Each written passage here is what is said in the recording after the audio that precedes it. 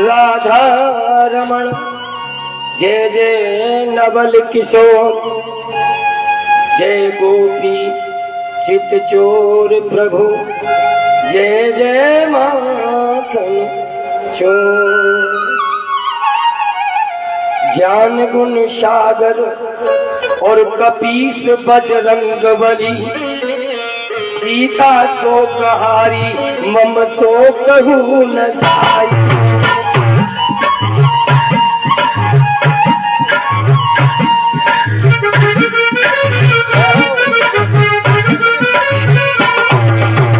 ज्ञान गुण सागर कपीस बजरंग बली सीता शोकहारी मम शोकहु न साई। मम शोकहु न साई सीता शोकहारी कहा शंकर सुमन वीर विद्यापान धीरयति सुमन विद्या वीरवान धीरयति। शंकर सुमन वीर विद्यापान धीरयति सुमति प्रदाता मम कुमति नसाये। सुमति विधाता तुम कुमति नसाये।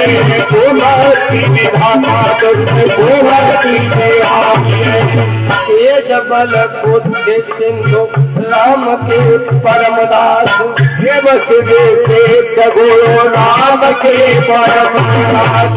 तेज बल बुद्धि सिंधु राम के परमदास और महावीर स्वामी भव बंधन निवारे। महावीर स्वामी भव बंधन निवारे। महावीर स्वामी भव बंधन निवारे।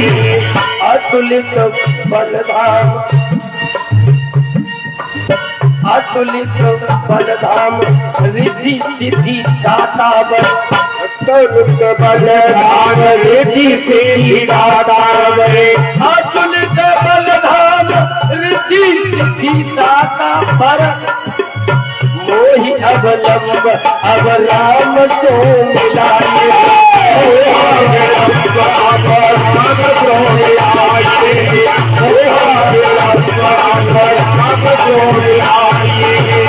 प्रणवहु पवन कुमार जगवन पावक ज्ञान धन वासु हृदय आधार। बसई राम सर चाप धरे चाप धरे। श्यावर रामचंद्र की जय हो। उमापति महादेव की जय हो। श्री हनुमान जी महाराज की जय। भागवत महापुराण की जय। व्यास भगवान की जय। परीक्षित महाराज की जय। संत समाज की जय। भक्त समाज की जय हो। जय जय श्री राधे। जय जय श्री राधे। ओम नमः पार्वती पतये हर हर महादेव। परम मंगलमयी प्रार्थना क्लेश्वर अकारण करुणा बरुणालय भक्त प्रवांचित कल्पतरु तड़जुत विनंदक पीताम्बरधारी श्री बालकृष्ण के चरणों में कोटि कोटि प्रणाम करते हुए पूज्य मातृशक्ति पूज्य पितृशक्ति दूर दराज से आए हुए भक्तवृंद संत समाज मित्र समाज और हमारे संगीत के साथी और छोटे छोटे प्यार करने योग्य बच्चे, आज तृतीय दिवस के इस सत्र में सबको बार बार अभिनंदन वंदन और प्रणाम। 2 दिन से ये प्रयागराज का मेला आपके इस नगर में चल रहा है और जैसे जैसे आगे बढ़ेगा उतना ही ये मेला भव्य होता जाएगा। कुछ लोगों ने हमसे 2 दिन से शिकायत की थी और बात ये थी कि जो हमारा संगीत पहले से बुक था 5 तारीख का बुक था कैंसिल हो गई और वो चले गए दूसरी जगह। तो वो भैया हमने बुला लिए थे, वो कभी बजे नहीं हमारे साथ, लेकिन फिर भी हम उनके आभारी हैं जो 2 दिन उन्होंने हमारे ऐसे समय में काम निकाला। आज भैया आ गए हैं और हो सकता है आपको ये पसंद आए। कोशिश यही होगी कि हम आपके यहाँ से आपको प्रसन्न करके जाएं, यही कोशिश होगी। और आपकी भी यही कोशिश होनी चाहिए कि कथा होने के बाद कथा को अपने जीवन में जब तक नहीं उतारा तो कथा सुनना और कथा कराना व्यर्थ। कथा को सुन के कथा को जब तक जीवन में नहीं डाला, पहले दिन बताया था भागवत मरना सिखाती है और राम कथा जीना सिखाती है, दोनों ही कथाएं। परीक्षित महाराज बैठे गंगा के तट पर सब कुछ त्याग कर, और पूज्य पंडित जी अभी सुना रहे थे कपिल मुनि का अवतार की कथा सुनाई, मनुवंश की कथा चल रही थी, तो बड़ी सुंदर बात को बता रहे थे।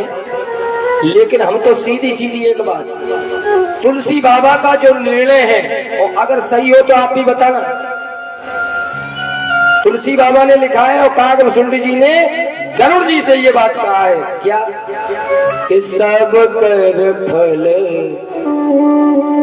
खगनायक एहा, सब कर फल खगनायक एहा, श्री राम जय राम जय जय राम, श्री राम जय राम जय जय राम, सब कर फल खगनायक एहा, श्री राम जय राम जय जय राम, हरे राम जनेहा, श्री राम जय राम जय जय राम, हरे राम जनेहा, श्री राम जय राम जय जय राम। सबका सार कागभूषण जी कहते हैं गरुड़ जी से, सबका सार है कि कैसे भी करके भगवान के चरणों में प्रेम हो, ये सबका सार है। ये कथा का सार है कि कैसे भी करके भगवान के चरणों में हमारा प्रेम हो जाए, उसी समय हमारा कल्याण हो जाए। एक मछुआरा था, मछुआरा कंधे पर जाल लिया और चला मछली पकड़ने। तो आपने देखा होगा कि वो मछुआरा कांटे तार डालता है, उसमें एक कांटा लगा होता है, उसमें एक कांटा लगा होता है। उसने जाल डाल दिया, तालाब में जाकर के जाल को डाल दिया और आटा हाथ में ले लिया और आटे को उसमें फेंकने लगा कि मछली आएगी, आटा खाएंगी और जाल में फंस जाएगी। लेकिन याद रखो, बच्चों को सही उचित स्थान पर बिठा दें, इनको सभी बच्चे शांति से बैठ जाएं, और अगर कथा में मन न लगे तो प्रसाद की बेरी आ जाइए, ले कटोरा लेके प्रसाद ले जाइए और बैठो तो आराम से शांति से कथा सुनो। तो मछुआरे ने आटा फेंका और हुआ क्या कि जब आटा फेंका तो थोड़ा सा आटा पैरों के नीचे गिर गया, गिरा ना, ऐसे फेंका तो गिर गया। तो जो आटा दूर गिरा उसको मछली ने खाया और आकर के मछली ने जैसी उस आटे को खाया और जाल में फंस गई। तो यहाँ एक बात आती है कि बची कौन, कि बेकदापि फंसी नहीं, कौन सी बेकदापि फंसी नहीं, जो पैरों के पास है। और बची कौन सी नहीं, कि बेकदापि बची नहीं और फंसी काल के ग्रास, और बेही केवल बच रही जो पद पंकज के। बची कौन सी, जो चरणों के पास है, और जो कांटे आटा खा रही दूर वो फंस गई। अब ये सोचो कि जो पैरों के पास थी वो बच गई कि नहीं बची। अब ये है क्या, ये सागर क्या है, मछली क्या है, ये हमारी तुम्हारी कहानी मछुआरे की नहीं है।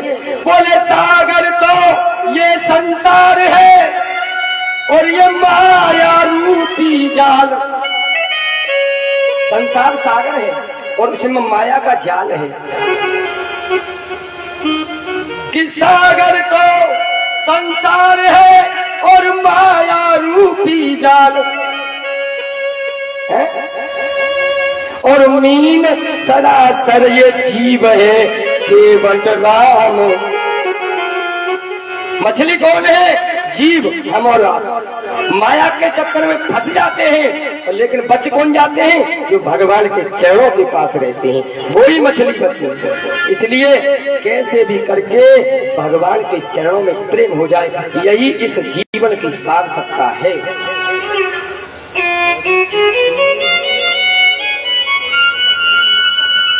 बड़ी सुंदर प्रसंग आप सुन रहे थे। कपिल देव जी शिक्षा दे रहे अपनी माँ को, कितनी बड़ी सुंदर शिक्षा दी गई। धन्य ऐसा पुत्र जो माँ को शिक्षा दी। भगवान का अवतार थे ना। और एक सुंदर बात और आपके जीवन में उतारने की बात, प्रसंग तो पंडित जी ने सुना दिया, लेकिन जो मूल बात है उसको मैं लूंगा। उन्होंने एक बात कही, माता जी इस संसार में 2 दरवाजे हैं। बोले कौन कौन से 2 दरवाजे? एक है सत्पुरुषों का संग और एक है दुष्ट पुरुषों का संग। और अगर जो सत्पुरुषों का संग है वो स्वर्ग का दरवाजा है और जो दुष्ट पुरुषों का संग है वो नरक का दरवाजा है। अब आपको चुनना है कि आपको कौन से दरवाजे से जाना। इसलिए संग को सुधारो।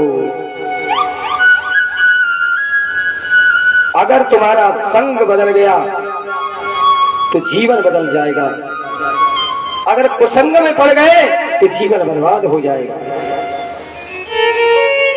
तो माता जी ये जीव इस संसार में आता है, देखो क्रम बताया कपिल देव जी ने, बड़ा सुंदर क्रम बताया कि जब ये माँ के उदर में आता है 2 महीने में इसके हाथ पैर निकल आते हैं, 7वें महीने में घूमने लगता है, भूख प्यास आती है, 8वां महीना बीतता है, 9वें 10वें महीने में प्रसूति का वायु के द्वारा इसमें हवा का दबाव आता है, तब ये जीव बाहर आता है। लेकिन जब गर्भ में रहता है उल्टा लटका करबद्ध और भगवान से प्रार्थना यही करता है, प्रभु मैं बाहर जाकर तुम्हारा भजन करूंगा। लेकिन बाहर आते ही जिम जीव है माया लपट जाती है, भूल जाता है वादा किया हुआ। माता जी 18-20 साल इसकी निकल जाती हैं विद्यार्थी में, पिता और माता शादी कर देते हैं, शादी हो जाती है, गृहस्थी के चक्कर में पड़ करके बच्चों का भरण पोषण करता है और 50 साल बीत जाती है गृहस्थी में। लेकिन जब बच्चे बड़े हो जाते हैं, वही बच्चे जब इसका तिरस्कार करते हैं, बड़ा बुरा हाल हो जाता है। जब बुढ़ापा आ जाता है तो वही बच्चे जिनके लिए ये धन इकट्ठा करता है माता जी, वही बच्चे इसको कहते हैं कहाँ पड़े हो, क्या कर रहे हो, चुप रहो। आंखें दिखाते हैं, आंखें दिखाते हैं, अंगुली दिखाते हैं। जिस माँ बाप ने अंगुली पकड़ के चलाना सिखाया उनको अंगुली दिखाते हैं। फिर ये सोचता है जब बुढ़ापा आ जाता है, बोलो सारकता बेकार गई नर्तन की। और फिर माता जी फिर क्या होता है, जब अंत समय आता है, हाँ जब यम के दूत लेने के लिए आते हैं, गले में फंदा डाल के जब प्राणों को खींचते हैं, तब ये भगवान से विमुख प्राणी घोर पश्चाताप करता है, रोता है, मानो एक साथ हजारों बिच्छुओं ने काट लिया हो, हजारों बिच्छुओं ने। इतना कष्ट होता है, जन्मत मरत तुझे दुख। जन्म और मृत्यु के समय पर इस जीव को जो पीड़ा होती है ये वही जानता है। माता जी बड़ा कष्ट होता है और इसका प्राणांत हो जाता है और पता नहीं कहाँ जाता है। 99 लाख योजन की दूरी को जब ये जीव तय करके जाता है, इसके कर्मों का लेखा जोखा होता है और जैसा ये कर्म करता है उसी के हिसाब से फिर इसे मृत्यु लोक में भेज दिया जाता है। माता जी पुनरपि मननम पुनरपि मरणम पुनरपि जननम, पुनः जन्म पुनः मृत्यु, पुनः जन्म पुनः मृत्यु, बस यही क्रम चलता रहता है भगवान से विमुख प्राणी का। बुढ़ापा आ जाता है लेकिन भूल जाते हैं, बच्चे तिरस्कार कर रहे फिर भी घर में पड़े उल्टी सीधी सुन रहे। अब बताओ ये शरीर कोई काम में आया? जिन बच्चों के लिए किया वो बच्चे काम में आए? कोई काम नहीं आया, शरीर भी नहीं काम में आया। अरे जाई शरीर है अष्ट पुष्ट है तो नाना भोग भोगे गए, और तो नहीं जाने का अनेकों ही जीवों के अरे बलिदान यहाँ करे गए। भैंसा बकरा पतो ना का काटे के, और जो ठाकुर ज्यादा खाते, ठाकुर है ना, ठाकुर काय के जब तक शराब और मांस नहीं खाए, है ना। कुंद इंदु मृज मंजुल देह है, रुचि रुचि के चार चंदन चुपरे गए। बताओ जाने कौन कौन से फेस वॉश चंदन जा शरीर के लिए, लेकिन मंजिल आखिरी समय और बड़े बड़े लकड़ ढकेल के धरे गए। लास्ट में क्या होता है? लकड़ी लाके और चिता बना के उस पे लिटा के, बोलो कोई साथ गया? अरे साथी है मित्र संग के जल बिंदु पान तक, साथी है मित्र संग के जल बिंदु पान तक,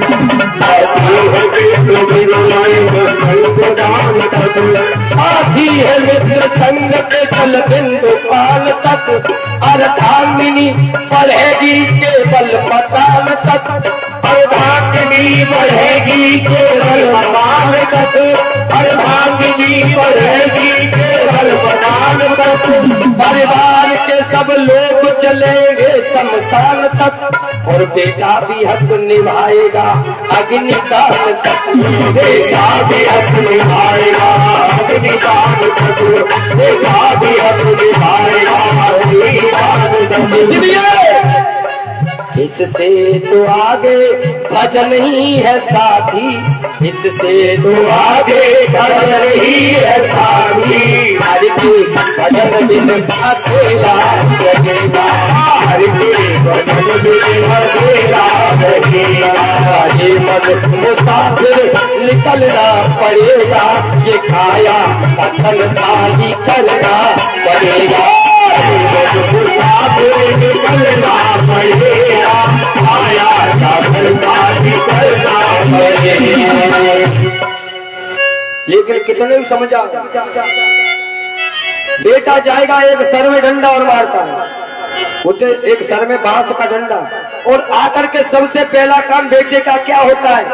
लेखपाल को तलाशता है और जाकर के कहता है कि महाराज हमारे पिताजी का नाम काट के हमारा नाम, अब बताओ पुत्र नाम चलाता है कि काटता है? लोग कहते हैं पुत्र नाम चलाता है, सबसे पहला काम। और अगर लेखपाल ने कह दिया कि नहीं आज नहीं, हम पर समय नहीं, महाराज कितने भी पैसे ले लो पर हमारा नाम आज ही चढ़ाए दे, ये स्थिति है। इसलिए समझ जाओ बुढ़ापा आ गया सर पर चले लकड़ी सहारे, बुढ़ापा आ गया सर पर चले लकड़ी सहारे, बुढ़ापा आ गया सर पर चले लकड़ी सहारे, बुढ़ापा आ गया सर पर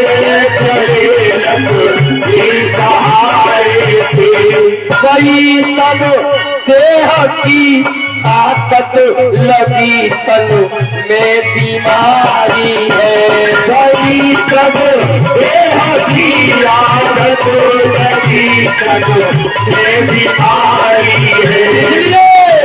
सदेशा आ गया यम का चलन की कर तैयारी है, सदेशा आ गया यम का चलन की कर तैयारी है, सदेशा आ गया यम का चलन की कर तैयारी है।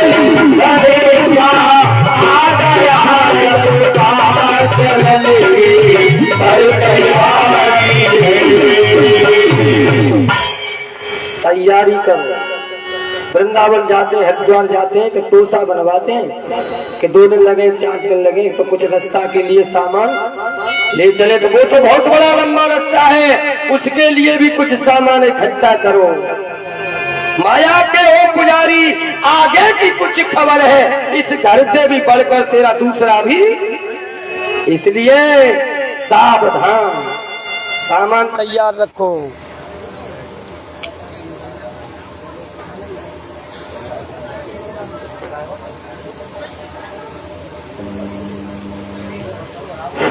इसलिए सामान तैयार रखो महाराज, पता नहीं कब समय आ जाए, कब जाना पड़े, तैयार रहो।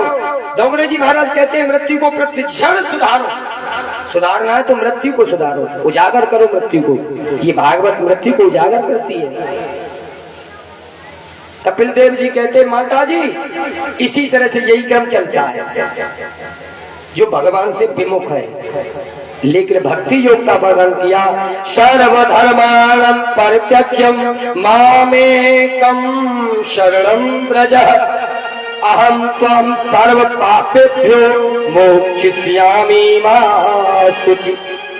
अर्जुन से कहा है गीता में, अर्जुन तू सब धर्मों को छोड़कर केवल और केवल मेरी शरण में आ जा, मैं तुझे हर पाप से मुक्त कर दूंगा। अब बताइए अजामिल से ज्यादा तू पापी है नहीं है? बड़े का और तोड़ कीदराज जो मांस बच्ची था, इनका भी उद्धार प्रभु ने कर दिया। तो हम इतने बड़े पापी थोड़े, लेकिन शरण में तो जाना पड़ेगा। माता जी भक्ति वो चीज है, भक्ति योग बताया। योग का वर्णन तुम्हारे पूज्य पंडित जी ने कर दिया, 8 अंग होते हैं योग के, वो आपको बता दिए। लेकिन भक्ति और कलयुग में ताऊ योग धोखी ना चल रही। हमारे ब्रज में तो योग ध्यान को कोई मतलब ही नहीं, केवल और भक्ति, केवल भक्ति और प्रेम, वो भी प्रेम लक्षणा भक्ति, प्रेम से सनी हुई भक्ति।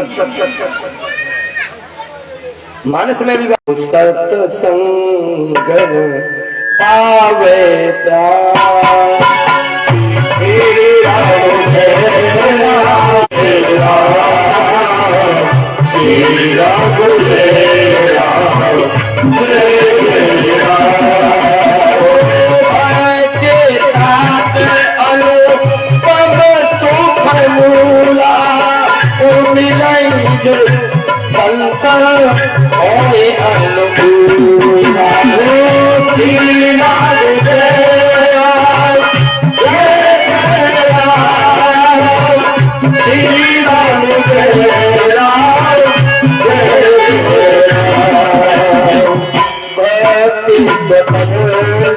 भक्ति स्वतंत्र है, सो स्वतंत्र अब लंबन आया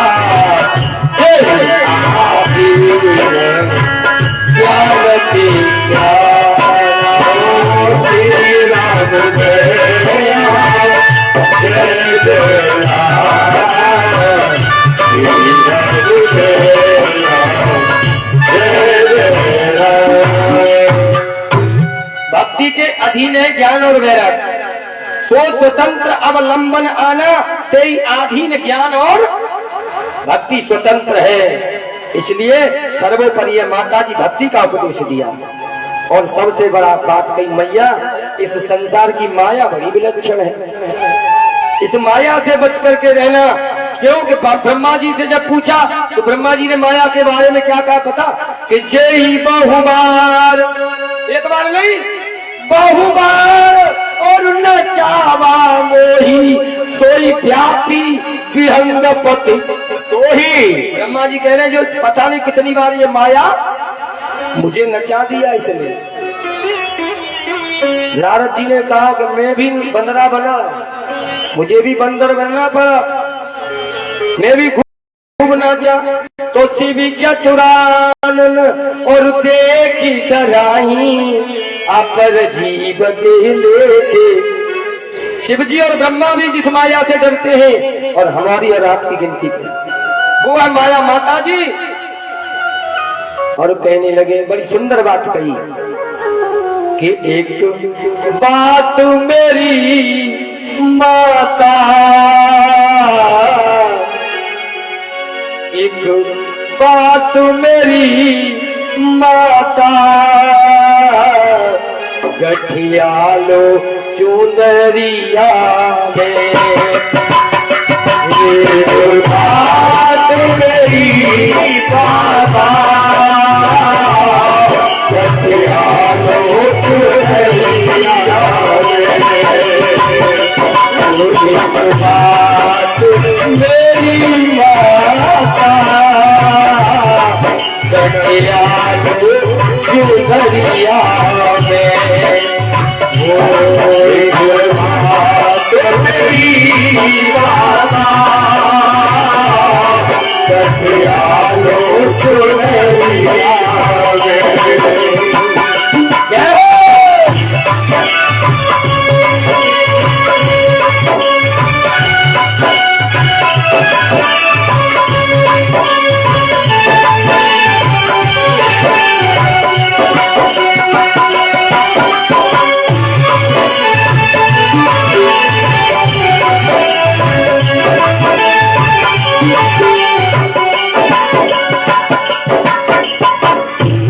खाली कपिल देव नहीं कह रही, हमारे तुम्हारे लिए भी है। क्या हो गया भैया? देखो जितनी देर कथा चले शांति बनाए रखो। ये हमारी तुम्हारी भी बात है। बोले ठगहारा बहुत मिली है और जीवन की कदरिया में ठगहारा बहुत मिली है कि सूरज की कदरिया में ठगहारा बहुत मिली है, जीवन की कदरिया में ठगहारा बहुत मिली है, जीवन की कदरिया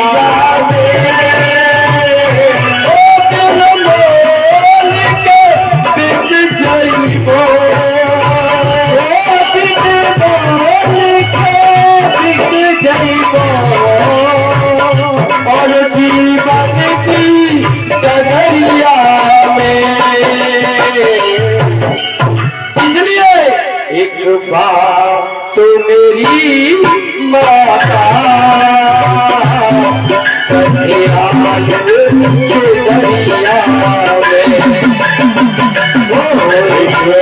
बात तो मेरी माता,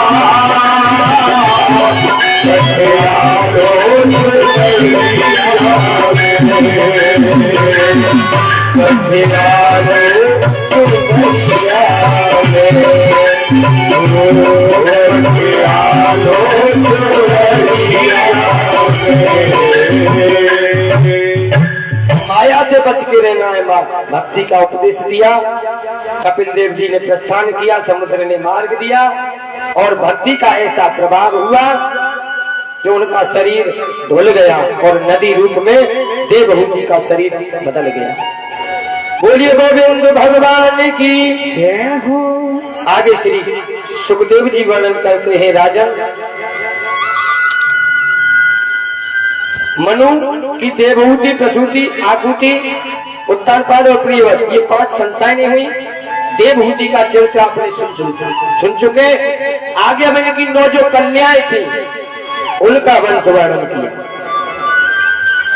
तो ये 9 कन्याओं के वंश वर्णन में पहली कन्या थी कला और इनका विवाह मरीचि ऋषि से हुआ, जिनके कश्यप और पूर्णमा नाम के 2 पुत्र हुए। उसके बाद श्री सुखदेव जी कहते हैं, राजन दूसरी हुई जिनका नाम था अनसुईया। जो पति शिरोमणि है, सर्वोपरि है, जिनसे तीनों देवियां, कैसे ये तीन संतान कैसे हुई। आइए हम और आप चलते हैं चित्रकूट, जहाँ अत्रि और अनसुईया का आश्रम है। बड़ा पावन आश्रम है। योगस्य चित्त निरोधा, योग के द्वारा चित्र का निरोध कर दे। जहाँ पर जाने से चित्त की चंचलता समाप्त हो जाए उसे कहते हैं चित्रकूट। जो चित्त को कूट दे, जो तीनों, अच्छा ऐसे चित्रकूट में रहता कौन है? अत्रि। अत्रि जो तीनों गुणों से, सत रज और तम, जो तीनों गुणों से परे है उसे कहते हैं अत्रि। और सद्बुद्धि है अनसुईया। और जहां ऐसा दाम्पत्य जीवन होगा वहां भगवान को आना ही पड़ेगा। अगर पति और पत्नी ऐसे हैं तो वहां पर भगवान को आना पड़ेगा। चित्रकूट में रम रहे रही मन अवध नरेश, और चाह पर विपता पड़त है तो आवे यही। चित्रकूट की महिमा बहुत है। मेरे विचार से अयोध्या तो भगवान की जन्म स्थली है राम की, लेकिन चित्रकूट तपोभूमि है, तपोस्थली है। भगवान ने 12 वर्ष चित्रकूट में निवास किया था। कि जहाँ कामदा नाथ है और जो कामदगिरि कहलात, और सबका मदगिरि जात है, जो कामदगिरि जात। जो कामदगिरि पर्वत है, जो उसकी जो परिक्रमा करता है, दर्शन करता है, बाबा कहते हैं उसका सारा मद चला जाता है, अहंकार चला जाता है।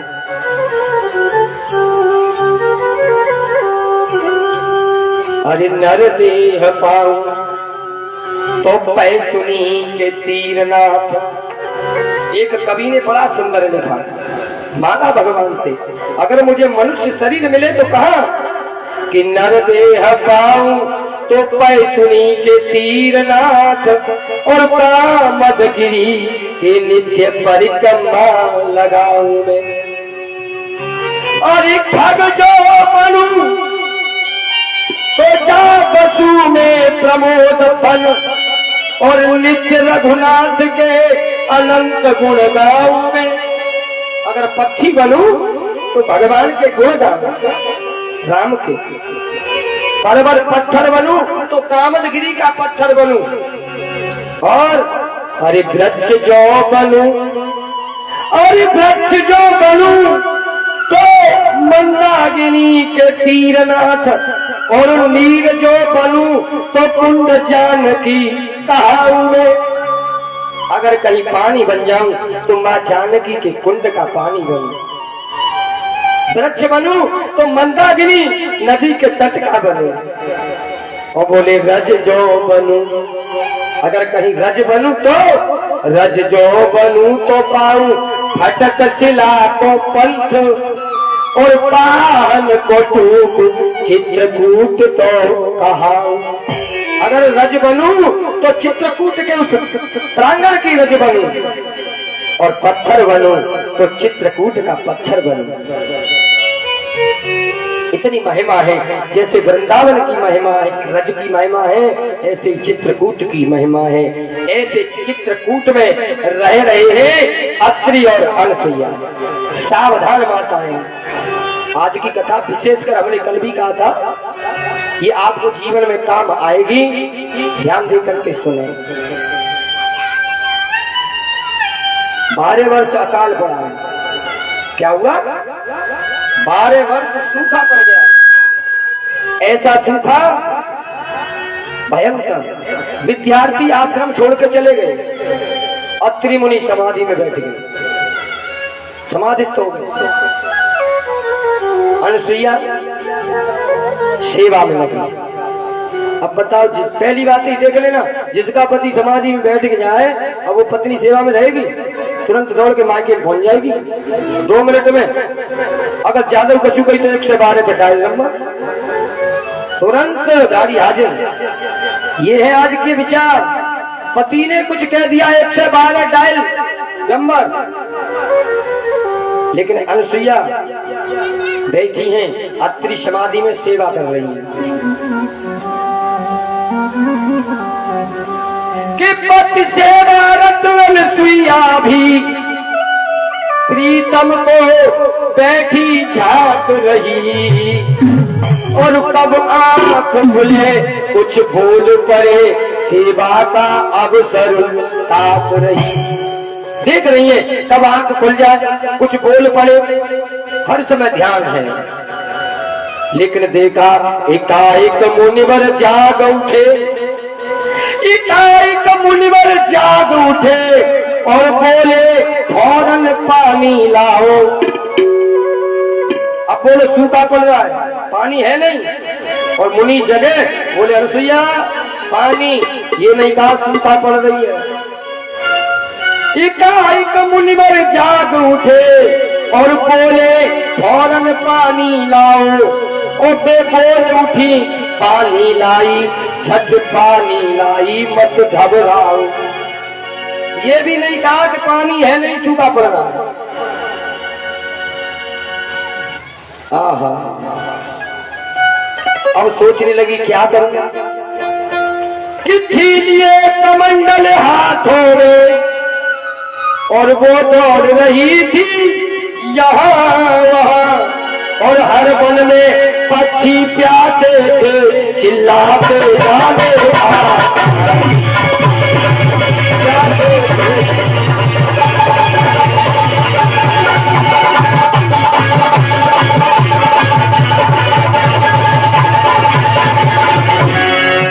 हर वन में पक्षी प्यासे थे चिल्लाते जाने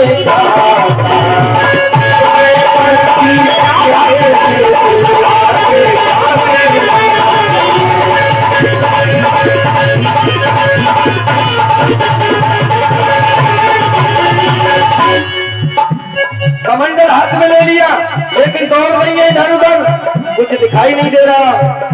अरे मारी मारी फिरी चौड़सा, खाक विपिन की छानी है, खाक विपिन की छानी है, और बड़ी जोर की धूप पड़ रही, जाती नहीं बतानी है। अरे जोर की धूप पड़ रही, जाती नहीं बतानी है।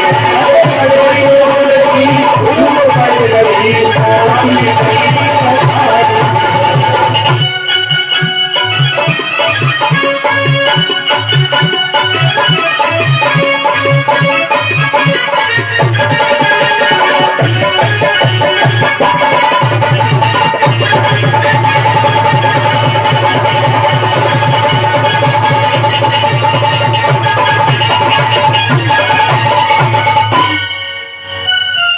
कमंडल ले लिया जंगल में इधर से उधर, कुछ दूर जाकर के देखा कि कुछ सफेद सफेद दिखाई दिया।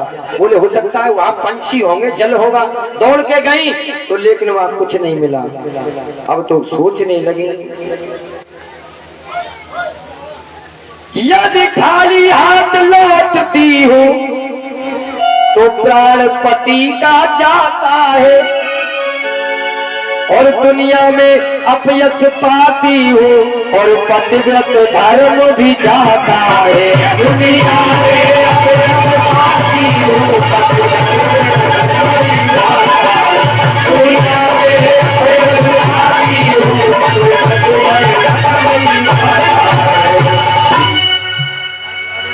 घबराने लगी। बोली अगर खाली हाथ चलेगी तो पतिव्रत धर्म चला जाएगा, दुनिया में मेरा अपयश होगा। सोचने लगी, देखा मन में सोच कर जो कुछ बड़ी आदार। आगे चली, आगे जाकर के और देखा पर्ण कुटी में एक हरिहर जपती।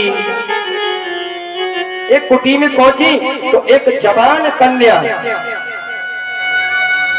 तपस्या कर रही है, उसके पास पहुंची। और जा करके कहा उससे, अरे तुम तो जवान हो, तपस्या कर रही हो, क्या कारण है?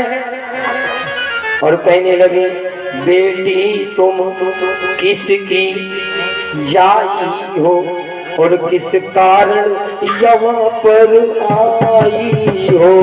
बेटी तुम किसकी जाई हो, किस कारण यहाँ पर आई हो? बेटी तुम किसकी जाई हो, किस कारण यहाँ पर आई हो? बेटी तुम किसकी जाई हो, किस कारण यहाँ पर आई हो? जैसे ही कहा, बेटी तुम कौन की हो, किस लिए आई हो, तपस्या क्यों कर रही हो, क्या कारण है? अरे तुम क्यों तपस्या कर रही हो, कुछ तो कारण होगा। तो परिचय दिया, उस कन्या ने परिचय दिया, बोले नर्मदा नाम मैया मेरा और पुत्री कुबेर की प्यारी हूँ और बेमहाधनी निर्धन हो गए, मैं इस विपुता की भाई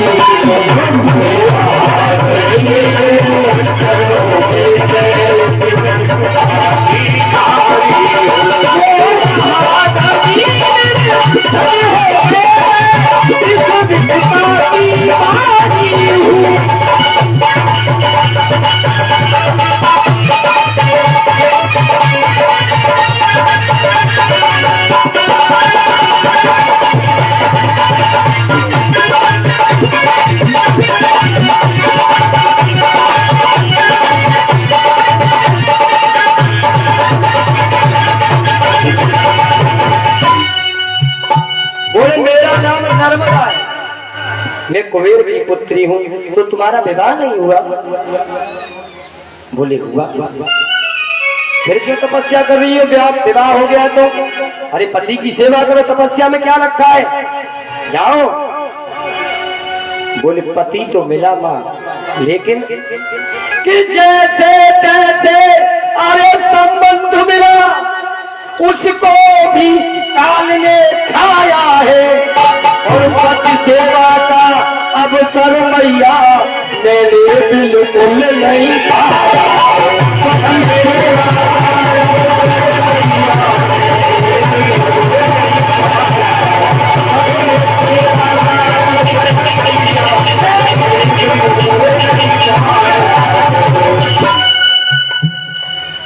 बोले पति तो मिला, लेकिन मिला न मिला बराबर, सेवा का मौका ही नहीं मिला।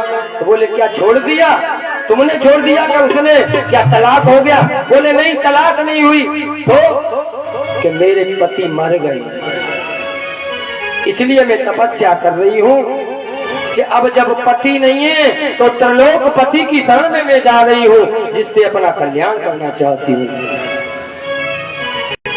बोले माँ, अनुसुईया से नर्मदा ने कहा, माँ तुम क्यों घूम रही हो यहाँ? बोले मेरे पति को प्यास लगी है, अगर तुम्हारे पास जल हो तो दे दो।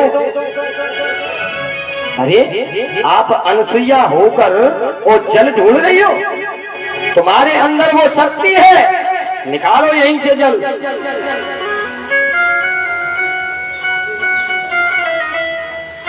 एक नानक साहब का ग्रंथ आता है, उसको मैंने पढ़ा था, उसमें लिखा था, नानक विधवा ना भई जिन बिछड़ो भरता और विधवा बेजानियो जिन भूलो पर। जिसने भगवान को भुला दिया उसे विधवा समझो, ये नानक ने लिखा। तुम्हारे अंदर शक्ति है, यहीं से निकालो जल। अनुसुईया ने प्रार्थना की, हे करुणा सिंधु दया सागर तुमसे ये विनय हमारी।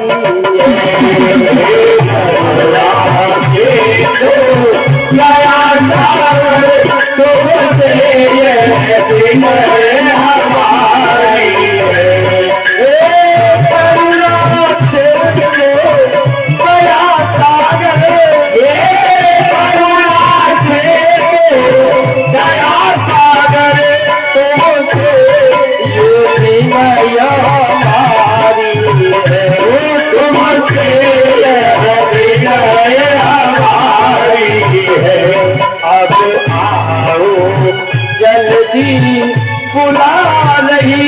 तुमको पतिव्रता नारी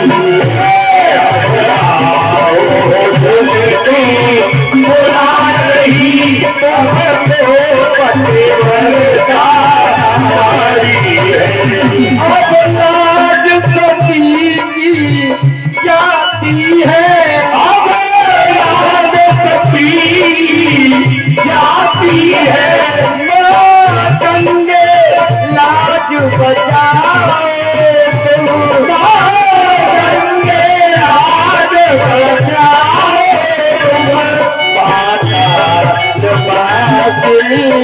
निकलो पड़ी अब लाज बचाओ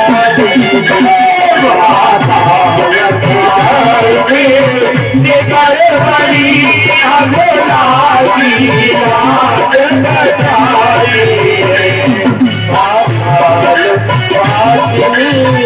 निकल पड़ी अब लाज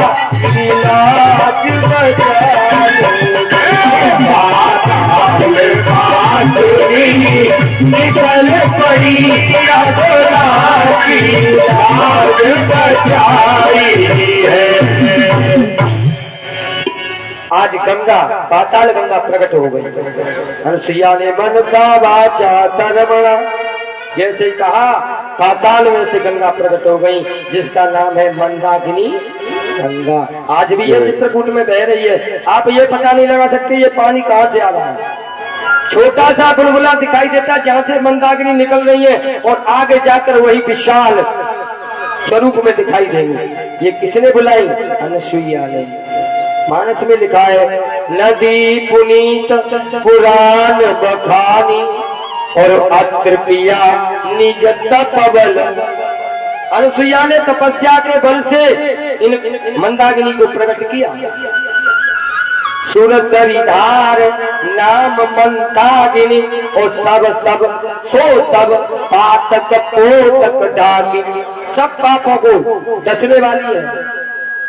एक बार स्नान करो तो अब तो जल मिला।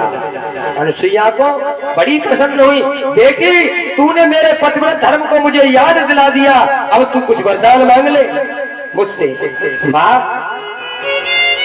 मैं क्या वरदान मांगू? मेरी तो एक ही आस है अब पति रहे नहीं और पति के बिना मैं क्या करूंगी। मुझे परमात्मा के धाम मुझे स्वर्ग भेज दो अगर तुम मनुष्य तुम्हारे अंदर शक्ति है। अनुसुईया ने कहा बोले ठीक है। अनुसुईया ने स्वर्ग से विमान बुलाया। देख लेना सुनना ध्यान से एक एक शब्द। स्वर्ग से विमान बुलाया। नर्मदा से कहा बैठो और स्वर्ग में जाओ।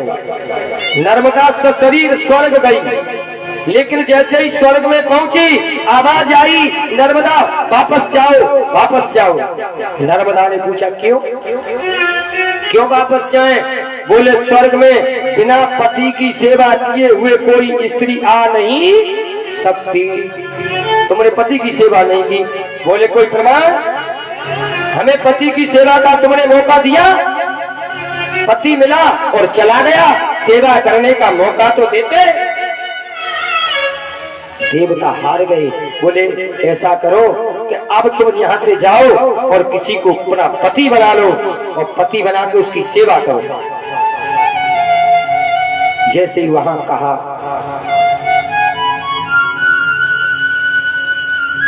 नर्मदा वहां से चली।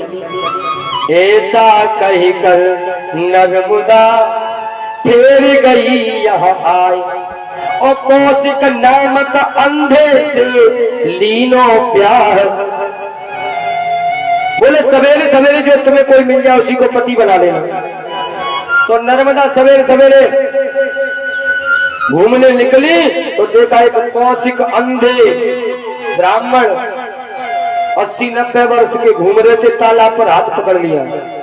बोले ये क्या कर रही हो देवी? बोले तुम मेरे पति हो। अरे मैं तो बूढ़ा हूँ मैं तुम्हारा पति नहीं हो सकता। बोले अब कुछ नहीं अब तो तुम मेरे स्वामी मैं तुम्हारी पत्नी लेकर के आई।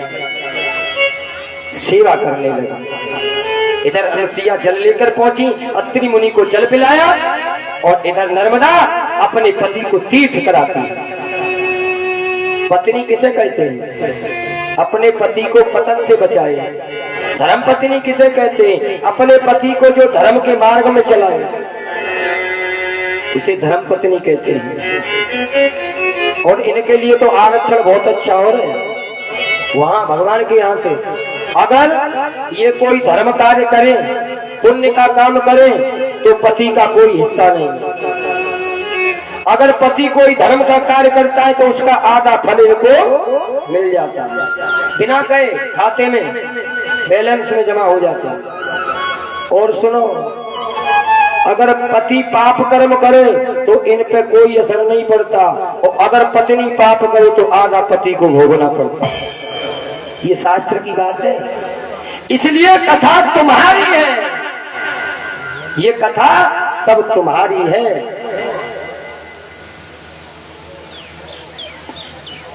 नर्मदा पति को तीर्थ कराती है कि ये जितना धर्म करेंगे इनका धर्म मुझे मिलेगा आधा, और मेरा तो है ही। पति से धर्म कराया, तीर्थ कराया, लेकिन होता क्या है, हाटकेश्वर क्षेत्र है उत्तर में, वहां नर्मदा अपने पति को लेकर के गई, हाथ पकड़ के ले जा रही थी। मांडव मुनि तपस्या में बैठे थे, उस समय आंधी आई, तूफान आया, अंधेरा छा गया, और धोखे से उस अंधे कौशिक मुनि का पैर कमंडल से लग गया। उनका कमंडल हिला, उनकी समाधि भंग हो गई। नर्मदा के हाथ से जैसे ही हाथ छूटा और वो टकरा गया। वृद्ध आंख खोल के देखा, बोले कौन है? नर्मदा दौड़ के आई, क्या हो गया महाराज? अरे तेरे पति ने मेरी तपस्या को भंग कर दिया। नहीं बाबा, धोखे से हो गया है, मेरे धोखे से हाथ छूट गया था, क्षमा कर दो, क्षमा कर दो। बहुत विनय की लेकिन नहीं माने। बोले तेरे पति ने मेरी तपस्या भंग कर दी और इस करनी का फल भर न होगा क्या? कि जब सूर्य सवेरे निकलेगा तेरे पति को मरना होगा। जब सूर्य सवेरे निकलेगा तेरे पति को मरना होगा। जब सूर्य सवेरे निकलेगा तेरे पति को मरना होगा। श्राप दे दिया, आचार्य मुनि ने श्राप दे दिया। बोले जिस पति को तू लेकर जा रही है, अच्छा मैं श्राप देता हूँ, सुबह सूर्य उदय तब होगा तेरा पति मर जाएगा। जैसे सूर्य की पहली किरण निकलेगी तेरा पति मर जाएगा। नर्मदा कहने लगी, महाराज मेरे निर्दोष पति को आपने श्राप दे दिया। मैंने कितनी विनय की, आप नहीं माने, श्राप दे दिया। तो मेरी भी सुनो कि आज सूर्य निकलते ही बाबा और मेरा पति मर जाएगा, तो मैं भी ये सच कहती हूँ, नहीं सूर्य निकलते पाएगा। कहती हूँ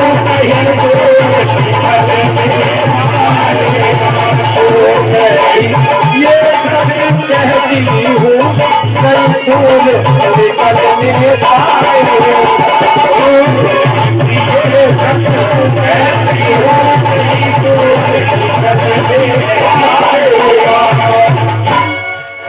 आपने श्राप दे दिया, सूर्य निकलते ही मर जाएगा, तो मैं भी कहती हूँ कि सुबेरा होगा ही नहीं, सूर्य निकलेगा ही नहीं। ये रात है, इस रात को और ढलने नहीं दूंगी। ये रात ही रहेगी, ये रात है, इस रात को और ढलने नहीं दूंगी। और दुनिया में दिन कर को निकलने नहीं दूंगी। दुनिया में दिन कर को निकलने नहीं दूंगी। इस काल की गति को, इस काल की गति को संभलने नहीं दूंगी। दुनिया में दिल कर तू निकलने नहीं दूंगी, दुनिया में दिल कर तू निकलने नहीं दूंगी।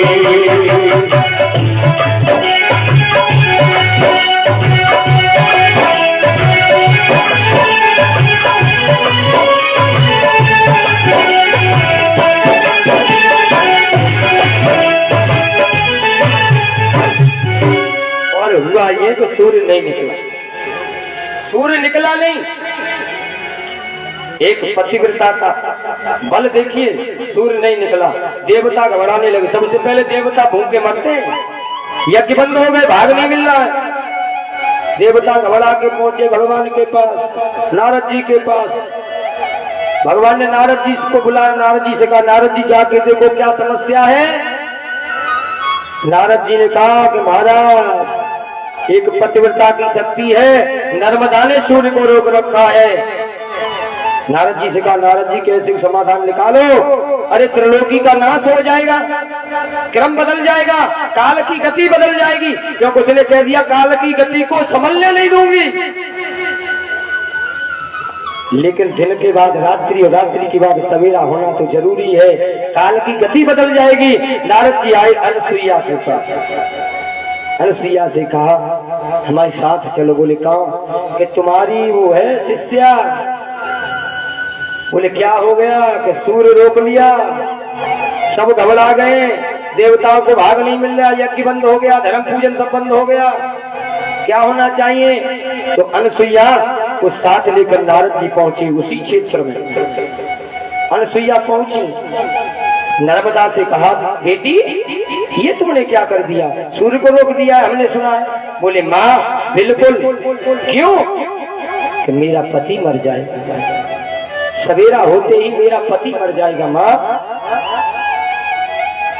अनुसुईया कहने लगी कि एक के कारण अगर त्रिलोकी को कष्ट हो रहा है, एक के कारण, तो फिर ये तो गलत है ना।